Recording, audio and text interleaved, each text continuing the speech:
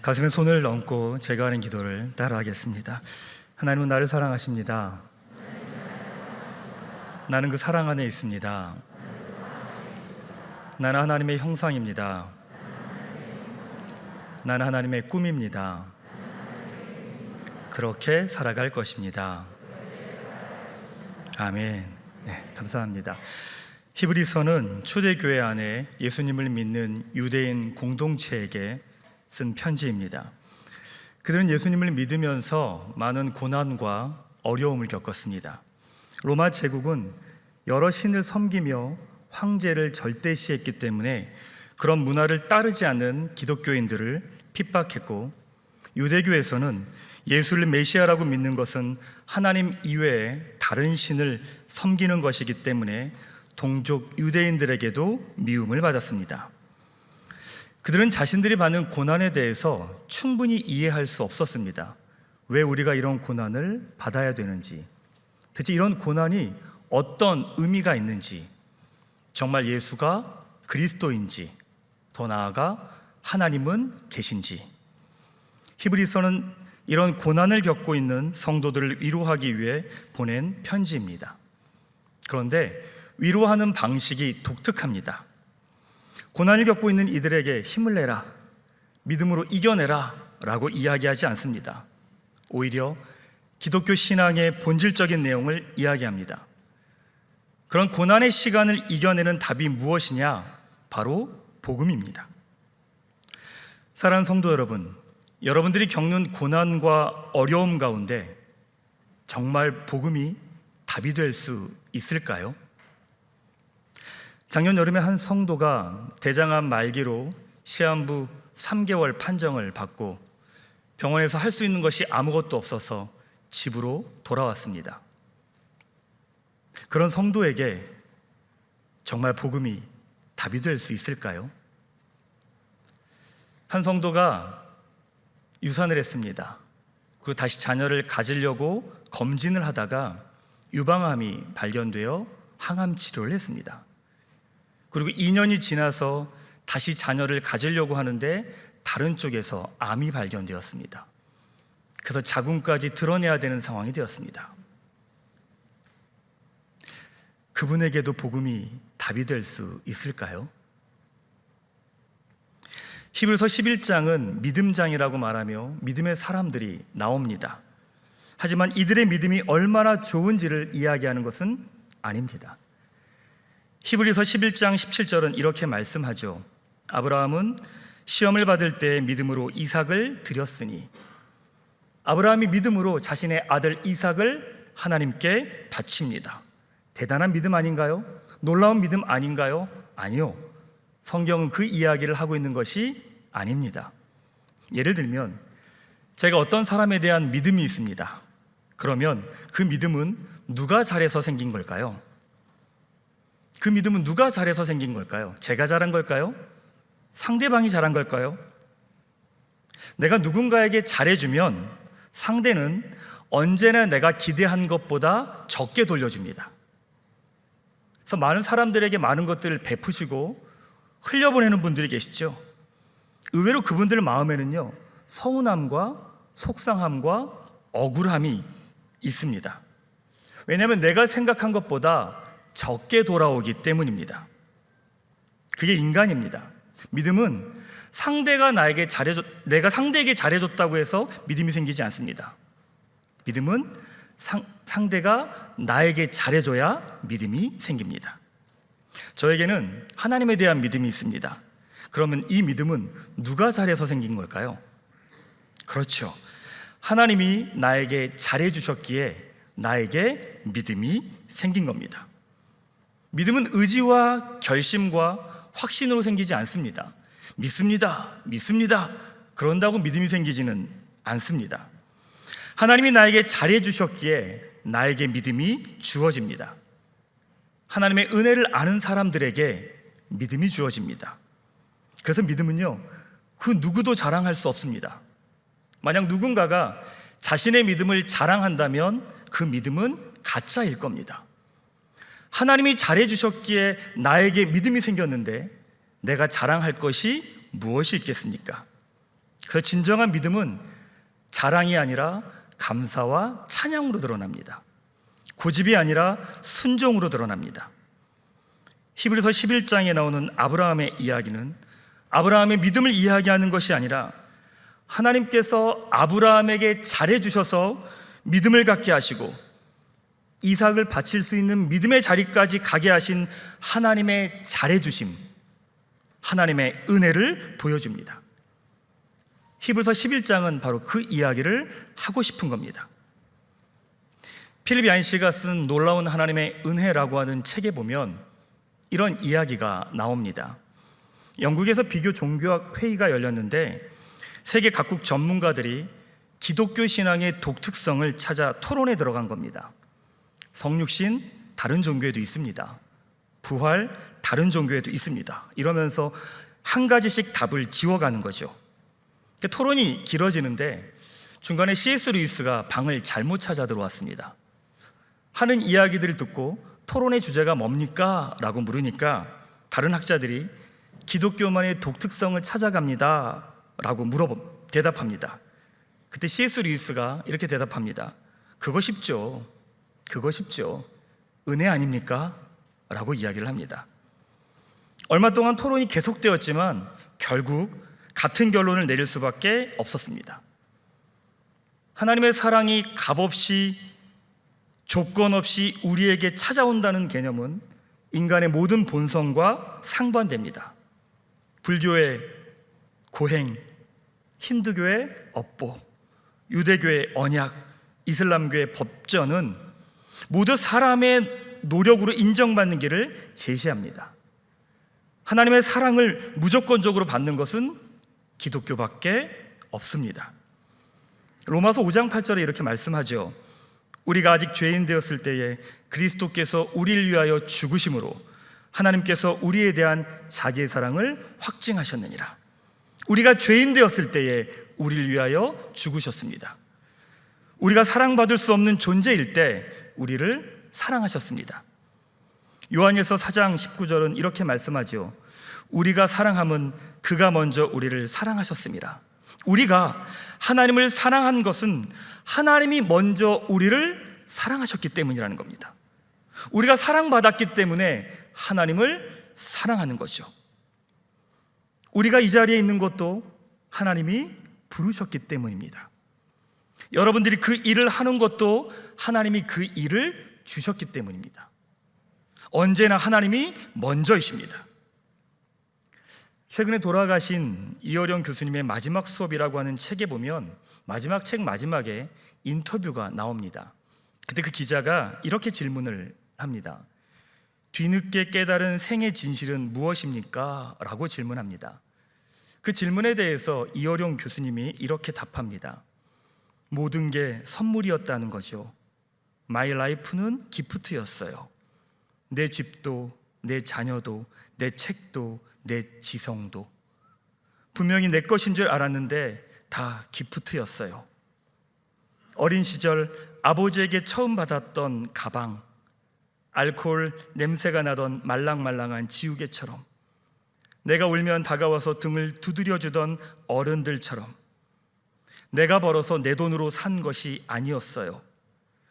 우주에서 선물로 받은 이 선물처럼 내가 내 힘으로 이뤘다고 생각한 게 다 선물이었더라고요. 결국 신앙은 다름 아닌 은혜에 대한 고백입니다. 나에게 있는 모든 것이 오로지 하나님으로부터 받았음에 대한 깨달음입니다. 신앙이 깊어지면 깊어질수록 내 삶의 모든 것들이 하나님으로부터 주어진 선물이라는 것을 깨닫게 됩니다.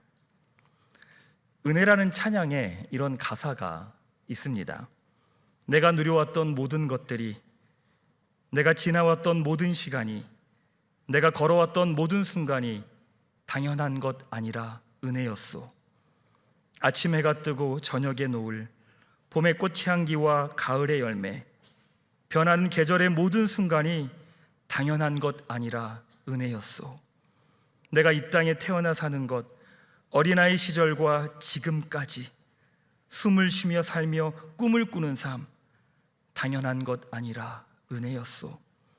내가 하나님의 자녀로 살며 오늘 찬양하고 예배하는 삶, 복음을 전할 수 있는 축복이 당연한 것 아니라 은혜였어.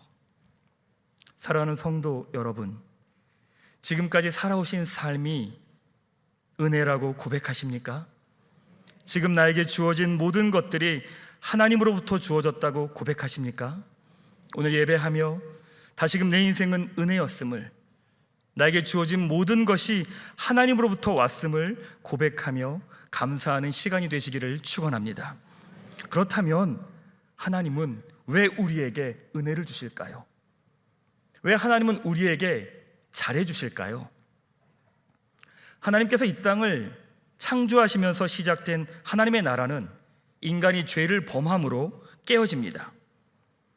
그런데 하나님은 포기하지 않으시고 아브라함을 부르셔서 땅과 민족의 약속을 주시고 땅의 모든 족속이 너로 말미암아 복을 얻을 것이라 하시며 온 세상에 복의 통로로 부르십니다.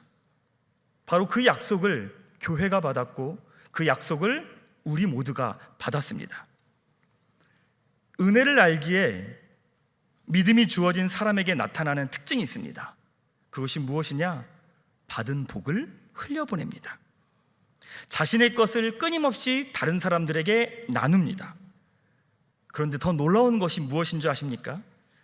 다른 이들에게 복을 나누며 흘려보낸다는 것을 자기 자신은 모른다는 겁니다. 마태복음 25장에 인자가 다시 오는 날 양은 오른편에 염소는 왼편으로 구분하시는 말씀이 나옵니다. 그리고 인자가 오른편에 있는 자들에게 이렇게 말씀하십니다. 마태복음 25장 34절에서 36절입니다. 그때 임금이 그 오른편에 있는 자들에게 이르시되 내 아버지께 복받을 자들이여 나와 창세로부터 너희를 위하여 예비된 나라를 상속받으라. 내가 줄일 때에 너희가 먹을 것을 주었고 목마를 때에 마시게 하였고 나그네 되었을 때에 영접하였고 헐벗었을 때 옷을 입혔고 병들었을 때에 돌보았고 옥에 갇혔을 때에 와서 보았느니라. 그런데 의인들의 대답이 놀랍습니다. 37절 이렇게 이야기합니다. 이에 의인들이 대답하여 이르되 주여 우리가 어느 때에 주께서 줄이신 것을 보고 음식을 대접하였으며 목마르신 것을 보고 마시게 하였나이까? 어느 때에 나그네 되신 것을 보고 영접하였으며 헐벗으신 것을 보고 옷 입혔나이까? 어느 때에 병드신 것이나 옥에 갇히신 것을 보고 가서 배웠나이까 하리니 라고 말합니다. 무슨 말입니까? 자기가 한 일을 기억하지 못합니다. 다른 사람들에게 베풀었던 수고와 헌신을 기억하지 못합니다. 사실 이게요 말이 되지 않습니다. 인간은 자신이 다른 사람에게 준 것은 반드시 기억합니다. 내 것을 누군가에게 줬다 그럼 반드시 기억하고 확인합니다. 그게 인간입니다. 근데 마태복음 25장에서는 자신의 것을 내어주면서도 기억하지 못합니다. 몇 년 전에 어떤 선교사님께서 저에게 넥타이 선물을 해줘서 고맙다고 이야기를 하시는 겁니다. 중요한 행사마다 그리고 중요한 모임마다 그 넥타이를 하고 간다고, 그 너무 고맙다고 이야기를 하는 겁니다. 근데 제가 아무리 생각해봐도 그 선교사님께 넥타이 선물을 해드린 적이 없어요. 만약 제가 선교사님께 넥타이 선물을 해드렸다면 저는 반드시 확인할 목사입니다. 인증샷을 찍어서 보내라. 누가 뭐라고 얘기하느냐, 괜찮냐, 전 반드시 확인했을 겁니다. 근데 제가 그러지 않은 것으로 보아 선교사님께 넥타이 선물을 해드린 적이 없는 겁니다. 그래서 아니라고 했더니 선교사님은 맞다고, 선물을 해줬다고 이야기를 하는 거죠. 한참 이런저런 이야기를 하다가 마지막에 선교사님께서 이런 이야기를 하시는 겁니다. 고 목사님, 다음부터 선물을 줄 때는 카드는 빼고 주세요. 그때 알았습니다. 제가 어떤 분이 저에게 넥타이 선물을 하나 주셨습니다. 근데 그날 마침 선교사님이 저를 찾아오셨어요. 근데 선교사님께 뭐를 드려야 되는데 제가 드릴 게 없는 거예요. 그래서 그 넥타이 선물을 드렸던 거죠. 근데 그 선물 안에 카드까지 같이 있었던 겁니다. 제가 선교사님께 넥타이를 드리고도 기억하지 못한 이유는 뭘까요? 받은 것이기 때문입니다. 내 것이 아니기 때문입니다. 마태복음 25장에서 자신의 것을 내어주고도 기억하지 못한다는 것은 이들이 하나님의 은혜를 아는 믿음의 사람들이었다는 이야기입니다. 자신의 모든 것들이 하나님으로부터 주어졌기 때문에 자연스럽게 다른 사람들에게 흘러갔고, 다른 이들에게 내 것을 나누면서도 내 것이라고 생각하지 않았던 거죠. 사랑하는 여러분, 지금까지 하나님의 은혜로 여기까지 왔다고 고백하십니까?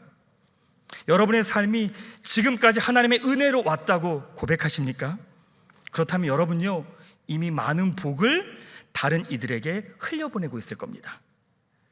나도 모르지만 나를 통해 하나님의 많은 복이 흘러가고 있을 겁니다. 옆에 있는 분에게 이렇게 축복하겠습니다. 당신은 생각보다 더 멋진 사람입니다. 시작.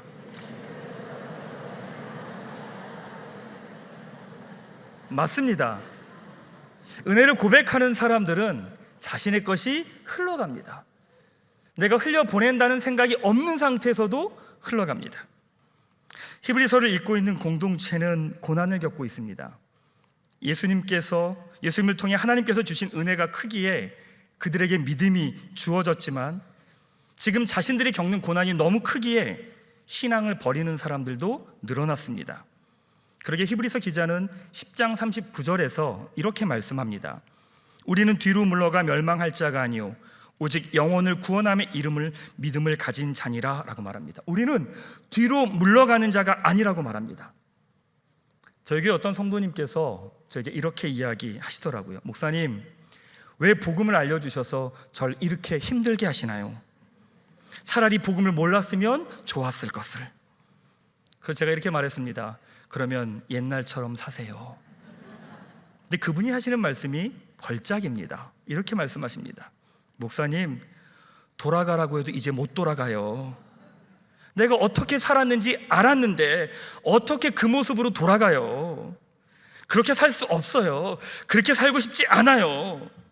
이제 주어진 길은 복음을 고백하며 살아가는 거 하나밖에 없는데 이게 힘들어서 그래요.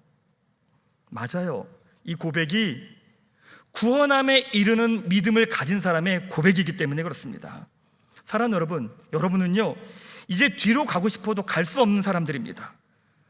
과거처럼 살고 싶어도 하루 이틀을 살 수 있을지 모르지만 그 자리와 그 상황이 너무나 불편해져서 더 이상 살 수 없습니다. 왜냐하면 우리는 구원함에 이르는 믿음을 가진 사람들이기 때문입니다. 그러게 이제 우리가 어디를 바라봅니까? 앞을 보는 겁니다. 뒤로 갈 수 없기 때문에, 돌아볼 수 없기 때문에 이제 어느 곳을 보느냐? 앞을 바라봅니다. 앞을 바라보며 한 걸음씩 걸어가는 거죠. 히브리서 11장 1절은 이렇게 말씀합니다. 믿음은 바라는 것들의 실상이요 보이지 않는 것들의 증거니 선진들이 이로써 증거를 얻었느니라. 믿음의 조상들이요 그 어떤 것도 기대할 수 없는 상황에서 하나님의 일하심을 기대했고, 그 어떤 희망도 보이지 않는 현실에서 하나님을 바라봤습니다. 왜냐하면 다른 길이 없었기 때문입니다. 모든 가능성이 사라진 시간, 그 어떤 기대도 품을 수 없는 시간, 한 치 앞도 볼 수 없는 시간 속에서 삶을 살아냈습니다. 왜냐하면 다른 방법이 없었기 때문입니다. 초대교회 성도들은 하나님이 주신 은혜가 있어서 여기까지 왔습니다. 그리고 어디로 가야 할지 너무 잘 압니다. 그런데 나에게 주어지는 고난과 핍박이 갈수록 커지고 더 강해집니다. 어디로 가야 될지 압니다. 그런데 그 길을 나아갈 힘이 없습니다. 또한 내 자신도 배교할까봐 두려워하며 불안합니다. 그때 그들에게 복음이 선포됩니다. 6절 말씀을 다 같이 한번 말씀을 읽도록 하겠습니다. 믿음이 없이는 하나님을 기쁘시게 할 수 없나니 하나님께 나아가는 자는 반드시 그가 계신 것과 또한 그가 자기를 찾는 자들에게 상 주시는 이심을 믿어야 할지니라. 아멘. 끝없는 고난을 겪으며 하나님이 정말 계시나? 내가 잘못 믿은 것 아닌가? 고민하는 이들에게 하나님은 계시다 선포합니다. 이런 고난의 시간이 무슨 의미가 있나? 차라리 예수를 버리고 내 생명과 안전을 택할까?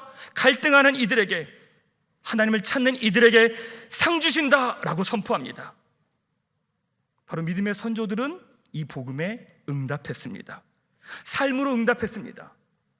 하나님이 계시기에, 자기를 찾는 자들에게 상 주시는 이 시기에 불타는 기름을 향하여 걸어갔고요, 자기를 찢어 죽이려고 달려드는 사자들 향해 걸어갔고요, 아무런 답도 없어 보이고 희망도 없어 보이는 곳을 향해 복음을 전하며 믿음으로 씨앗을 뿌리며 나아갔습니다. 맞습니다.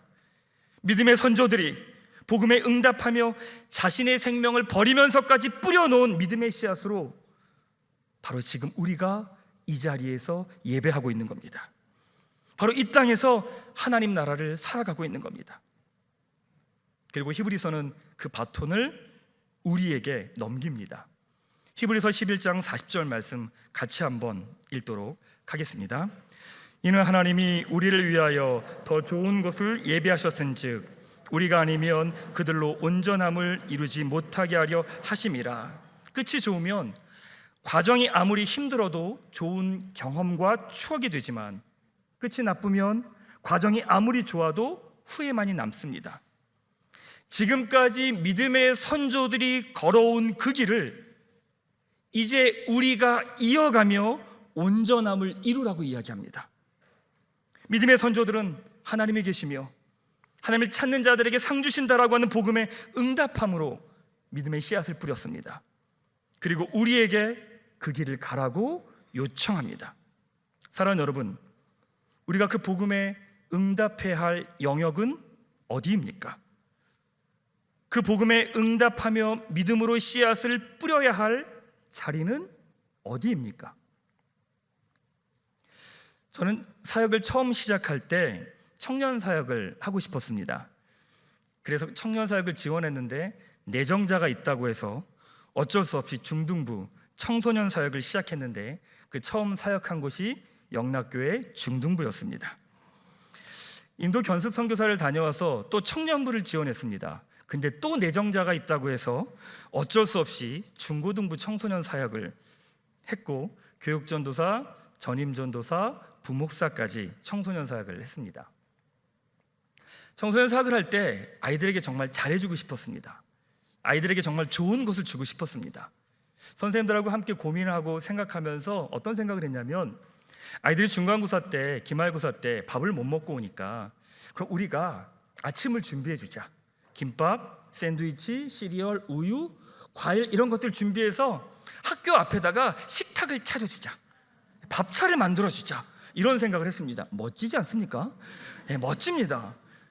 준비했습니다. 선생님들하고 기도하고 열심히 준비했습니다. 그리고 학교 정문 옆에 식사 테이블을 딱 준비했습니다. 3일간 놀라운 기적적인 일들이 일어났습니다. 3일간 아이들이 한 명도 안 왔습니다. 정말 한 명도 안 왔습니다. 아, 맞다, 수희 아저씨가 오셔서 아침 식사하고 가셨습니다. 제가 아이들에게 물었어요. 얘들아, 니네 너무하다.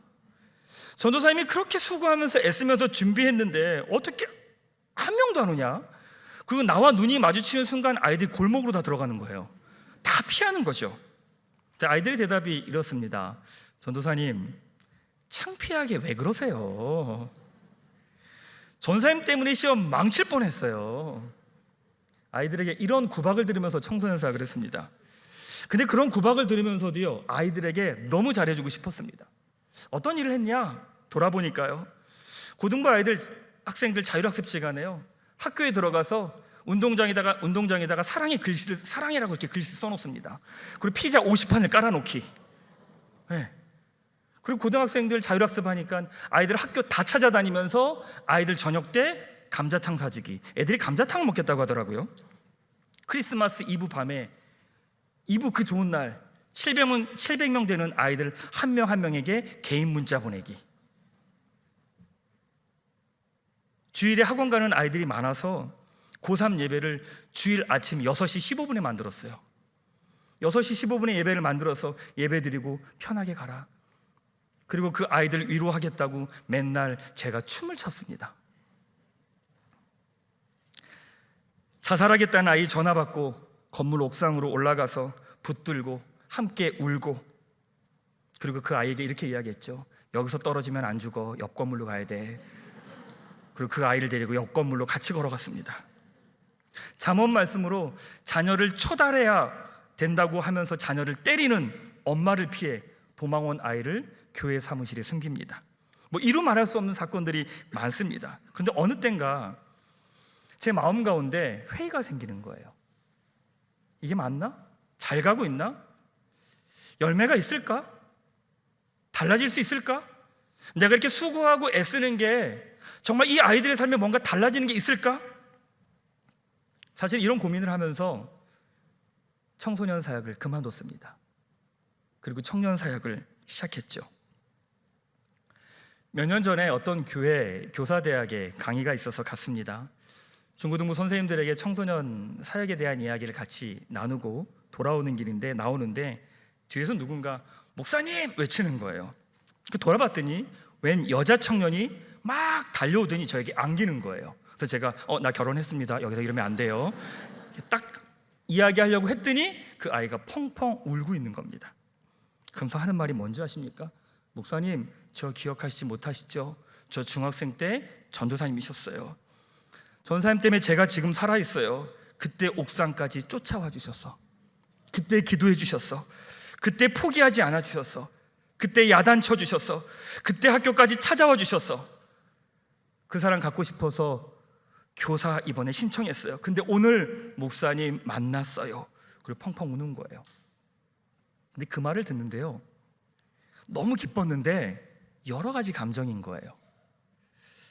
하나님이 하신 일이 놀랍기도 하고, 또한 그때의 수고가 헛되지 않구나 라고 하는 위로도 되고, 근데 제일 큰 마음은 무엇이었냐면 혼자 낙심해서 답이 없다고 결론을 내고 청소년 사역을 그만둔 것, 그것이 하나님 앞에서 너무나도 죄송한 겁니다. 돌아보면 왜 청소년 사역을 그만뒀을까? 눈에 보이는 현실 속에 하나님의 계심을, 하나님을 찾는 자들에게 상 주시는 이심을 제가 믿지 못했던 겁니다. 하나님의 일하심을 제 경험과 생각으로 제한하고 내가 씨를 뿌리면 내가 판단하고 내가 결정을 했던 거죠. 믿음의 선조들이 씨앗을 뿌린 그 씨앗으로 내가 이 자리에 있기에 나 역시도 믿음으로 씨앗을 뿌리는 것이 내 역할인데 저는 씨를 뿌리고 열매까지 제가 판단해버린 것입니다. 지금 교회를 개척하고 교회를 세워간 지 8년 반이 지났습니다. 교회를 세워가면서 내가 뿌려야 할 믿음의 씨앗은 무엇일까라고 기도하면서 하나님이 주신 것이 바로 기독교 대한중고등학교였습니다. 제가 섬기는 교회가 감당할 수 있는 영역은 아닙니다. 하지만 하나님께서 그 학교가 세워지도록 인도하셨고 올해 개교했습니다. 올해 처음 신입생 아이들, 중학교 1학년 아이들 4명을 신입생으로 받았습니다. 근데 그 학교가 잘 되느냐 잘 되지 않느냐는 저의 관심사가 아닙니다. 왜냐하면 이것은 저와 제가 섬기는 교회가 하나님이 계시며 하나님을 찾는 자들에게 상 주신다라고 하는 그 믿음이 있기에 이 땅에서 믿음으로 뿌리는 씨앗이기 때문입니다. 오늘은 학원 선교 대회로 함께 모여 예배드립니다. 이 자리에 학원 선교를 위해 수고하는 애쓰시는 많은 선생님들이 계시지만 사실 지금 답이 없는 것 같습니다. 사회 문화적으로는 포스트 모더니즘의 영향으로 기독교의 진리가 설 공간이 없습니다. 사학법의 개정으로 인해 학교 내 종교 활동도 어려워지는 것 같습니다. 코로나가 지나며 기독교에 대한 사회적 반감도 커졌습니다. 학원 선교는 학교와 가정과 교회가 함께 연대해야 되는데 이 세 가지 모두가 다 흔들리고 있습니다. 아무리 노력하고 애써도 대학 입시라고 하는 큰 산 앞에서 아이들은 흔들려 버립니다. 부모로 인해 선생님들의 모든 수고가 물거품이 되기도 합니다. 학교에서 열심히 해도 아이들이 갈 만한 교회가 없습니다. 맞습니다. 어렵습니다. 쉽지 않습니다. 풀 방법이 도저히 보이지 않습니다. 그러기에 나의 수고와 열심과 노력이 의미가 있을까? 의심이 들죠. 내가 열심히 한다고 달라지는 게 있을까? 냉소적이 되겠죠. 더 이상 달라지지 않아, 변하지 않아. 이미 결론을 내어버립니다. 하지만 우리 주님은 학원 선교를 위해 나아가는 분들에게 말씀하십니다. 믿음이 없이는 하나님을 기쁘시게 할 수 없나니 하나님께 나아가는 자는 반드시 그가 계신 것과 또한 그가 자기를 찾는 자들에게 상 주시는 이심을 믿어야 할지니라. 오늘 우리에게 선포된 이 복음 앞에 믿음으로 응답하는 우리 선생님들 한 분 한 분 되시기를 축원합니다. 말씀을 마무리하겠습니다. 작년에 여름에 대장암으로 3개월 시한부 판정을 받은 성도가 집으로 돌아왔습니다. 제가 할 수 있는 게 뭐가 있겠습니까? 무슨 말이 위로가 되겠습니까? 오히려 괜찮습니다 목사님, 기도하지요, 저를 위로하는 성도를 보며 더 속상한 마음은 더 커졌습니다. 그리고 함께 예배하며 오늘 나눈 말씀을 같이 나눴습니다. 히브리서 11장 6절이었죠. 하나님의 계심을, 하나님을 찾는 자들에게 상 주시는 이심을 전하며 이렇게 이야기했습니다. 하나님은 살아계십니다. 하나님을 찾는 자들에게 상을 주십니다. 그러니까 우리 끝까지 가십시다. 끝까지 한번 가보십시다. 그 끝이 죽음이라면 제가 장례 예배를 처음부터 끝까지 집례하겠습니다. 그 끝이 회복이라면 태어나는 그 순간까지 제가 함께 하겠습니다. 그 어떤 희망도 없는 상황에서, 그 어떤 기대함도 없는 상황에서 그 성도는 복음에 응답하며 믿음의 씨앗을 뿌리며 하루하루 살아냈습니다. 여름을 지나 병원에서 이야기한 3개월도 지나 겨울을 맞이했습니다. 그리고 해를 넘겨 봄, 여름, 그리고 지금 가을을 맞이하고 있습니다. 사랑하는 여러분, 우리는 은혜 받은 사람들입니다. 은혜가 흘러가는 사람들입니다. 또한 그 은혜를 믿음으로 흘려 보내야 하는 사람들입니다. 여러분들이 서 있는 그 자리에서 믿음으로 뿌려야 할 씨앗은 무엇입니까? 내가 거둘 수 없는 믿음의 씨앗을 뿌리십시오. 내 생전에 볼 수 없는 믿음의 씨앗을 뿌리십시오. 이 땅이 아니라 주님 앞에 서는 날 확인할 수 있는 믿음의 씨앗을 뿌리십시오. 우리에게 주신 복음 앞에서 믿음으로 응답하는 여러분 한 분 한 분 되시기를 주님의 이름으로 축원합니다. 기도하겠습니다. 하나님 아버지, 구원해 주시고 자녀 삼아 주시고 이 땅에서 하나님 나라를 살아가게 해주셔서 감사합니다. 특별히 이 자리에 하나님 주신 부르심이 있어 학교의 복음화를 위해 헌신하는 선생님들이 모였습니다. 이분들의 수고와 헌신과 기도를 아름답게 받아주시고 눈에 보이는 현실과 상황을 넘어 믿음으로 씨앗을 뿌리며 우리에게 주신 복음 앞에 응답하게 하여 주시옵소서. 하나님, 이 땅을 축복합니다. 부모 세대보다 자녀 세대가 더 하나님을 사랑하게 하여 주시옵소서. 부모 세대보다 자녀 세대가 더 믿음의 세대가 되게 하여 주시옵소서. 부모 세대보다 자녀 세대에 이 땅의 교회들이 더 아름답게 세워지게 하여 주시옵소서. 우리에게 은혜를 주셔서 믿음을 주시고 이 자리까지 인도해 주신 우리 주님 예수 그리스도의 이름으로 기도하옵나이다. 아멘.